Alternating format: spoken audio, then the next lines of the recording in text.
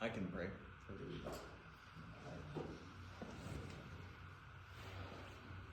Lord, thank you for Noah and just give him the words to speak and honor you. Lord, help this be a time where he can be in a controlled environment, but may he use it to focus on how to preach in a faithful way, preach in a way that's honoring to you. So may you let this time be efficient for him, and may you speak to us through him. In your name, amen. Good afternoon, my brothers. Good afternoon. Last week we walked through James chapter 3 together, where we discovered how to use our tongues in a wise way and how to steward our speech well. James challenges us to be careful with our words, and it is a very difficult thing to tame the tongue. As we move into James chapter 4, the challenges from James hardly come to a stop. In typical James fashion in this chapter, we are going to be intensely challenged once again as we learn what it means to reject a worldly life and embrace a righteous one. The challenge today is to abandon the things that the world loves in order to take on a passion for what is of the Lord. Let's begin with a question. Who here loves Christmas time? That's great. That makes everybody here. Christmas is and has been one of my favorite holidays throughout my childhood. No school, awesome food, lots of family, Christmas movies, the snow, and like many kids, nothing beat the beautifully wrapped, shiny, colorful, and top of the bow presents. I loved presents as a kid. And who doesn't? My greatest hopes of what I could ever want wrapped nicely and placed under a giant, colorful tree. Of course, to receive the greatest presents I could ever dream of, I had to ask my parents for these amazing gifts. Being a perfect pastor's kid, I, of course, asked for things like world peace, for everyone to know Jesus, to give money to the homeless, and all sorts of perfect things that make me so awesome. Except, of course, I actually didn't ask for any of these things. I wanted Legos, okay? I wanted video games. I wanted Spider-Man silly string web shooters, lightsabers, and all of these necessary things for a very meaningful life. When the opportunity came to ask my parents, who loves me deeply, for whatever my imagination can come up with, my greatest concern was for what I wanted, for what would benefit me above anyone else. I don't think that this attitude is inherently wrong when it comes to a holiday where we celebrate giving good gifts to each other. But my fear is that we take this kind of attitude to the God who made us all the time. Hear James chapter 4, verses 1 through 4. What causes quarrels and what causes fights among you? Is it not this, that your passions are at war within you? You desire and do not have, so you murder. You covet and cannot obtain, so you fight and you quarrel. You do not have because you do not ask. You ask and do not receive because you ask wrongly to spend it on your own passions. You adulterous people, do you not know friendship with the world is enmity with God? Therefore, whoever wishes to be a friend of the world makes himself an enemy of God. When we approach our good and generous God, what is the theme of what we are asking for? It is, of course, no evil to ask God for things like money, influence, a bigger house, or, in 8-year-old Noah's case, Legos and video games. However, these are things that pass away, that do not bring ultimate wholeness, and that are not the core purpose of who we are. James brings discovery to why we might not be receiving all that we are asking for. Because our intention is to invest into our gifts, into ourselves, and to our own passions. Perhaps we are asking for things that are not God's will for us, or perhaps even things that directly contradict the will of God. Where we place our desire is probably reflected in our prayer time to God. If we hold things that are worldly, like money or fame, with great value, my guess is that our prayers towards God are probably about these things. If we value things like selflessness, righteousness, goodness, and love, what is ultimately most good and fulfilling, our prayers most likely reflect these things. It is not evil to desire nice things, but we should desire most what is most pleasing to God. Praying for wisdom, the fruits of the Spirit, that God would show his love to the lost. These are the kinds of things that we should strive and hope for the most. Our desires need to be aimed towards the will of God. What we seek from God needs to be the things that accomplish most the will of God.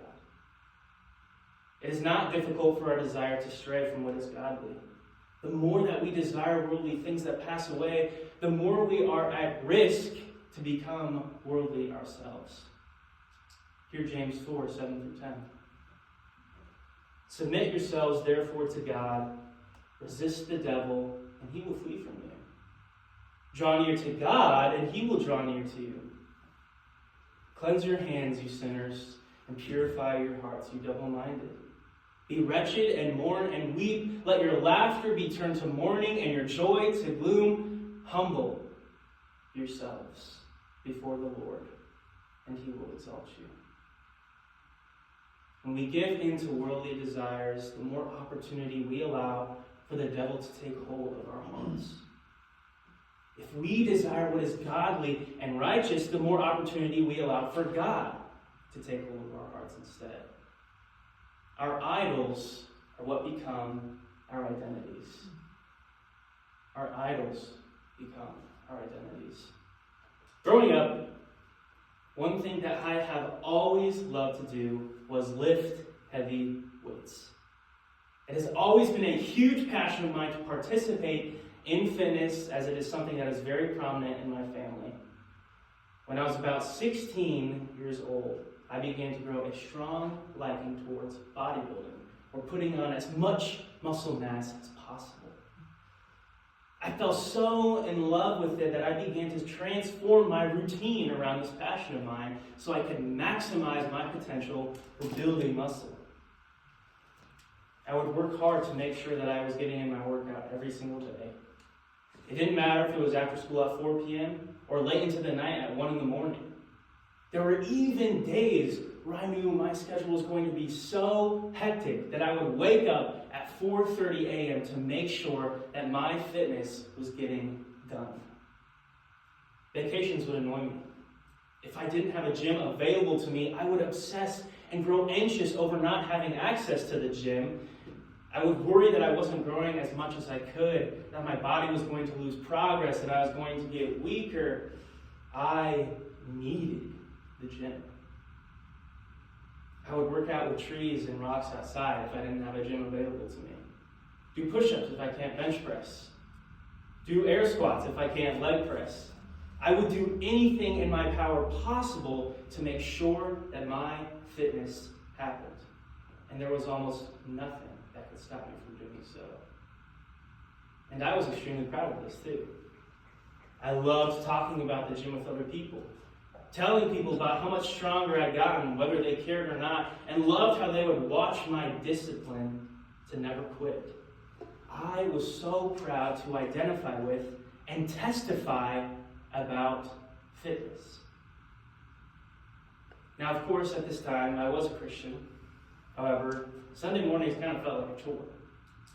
If it was a vacation and I couldn't go to the church, I wouldn't be too disappointed. Devotions might happen sometimes, but if I didn't feel like it, I'd rush and maybe give God 10 minutes of my day at most. I would talk about God if it came up in conversation, but hardly initiate very many conversations myself. I wouldn't really tell strangers or non-Christians about my faith because I was scared of what they might think. And I would rather them see me as a normal person than as some kind of religious guru. I wouldn't identify with my God very much, and I wouldn't really testify about him or his works in my life. Not even close to how much I would about fitness. In my recent few years in my spiritual journey, have had much conviction and reflection over my heart. Fitness was something I was so unashamed of and something that I felt like I needed to be who I am.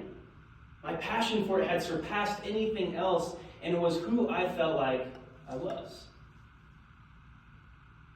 Church, what do you find yourself naturally testifying about to others? What takes scheduling priority for you over anything else? What we love most will become who we are. What we love most will become what we naturally testify about. What we love most becomes what we are unashamed of. I want what God has to offer to me to take up most of my schedule. I want God to be what I testify the most about to the world around me. I want to be unashamed of my love for God most above anything else. I want God to be my identity. And for you, church, I want God to take priority in your schedules. I want God to be what you all testify about the most to the world around you. I want you to be unashamed about your love for God the most. I want people to see God through you more than anything else. I want God to be your identity. To do this, we must humble ourselves before the Lord, like James talks about. We must lay down ourselves before God and offer him more dedication, following, and submission than we do anything else in our lives. Because God is our greatest identity. God is our greatest identity. Church, as we leave this morning, I invite us all to take time to dedicate ourselves to a deep reflection of our lives. We need to determine what in our lives we are giving the opportunity to receive the most attention, more so than God. God wants all of who we are, and it's so easy for our ambitions to get in the way of our intimacy with God.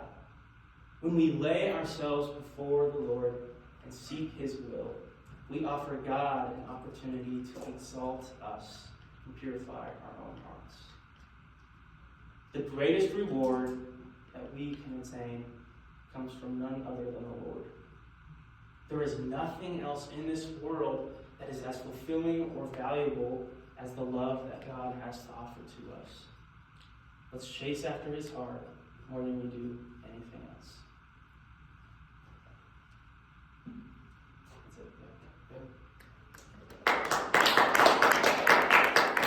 How long is that? I forgot. We put like 45 seconds in, and then I started it. Okay. So that was So progress.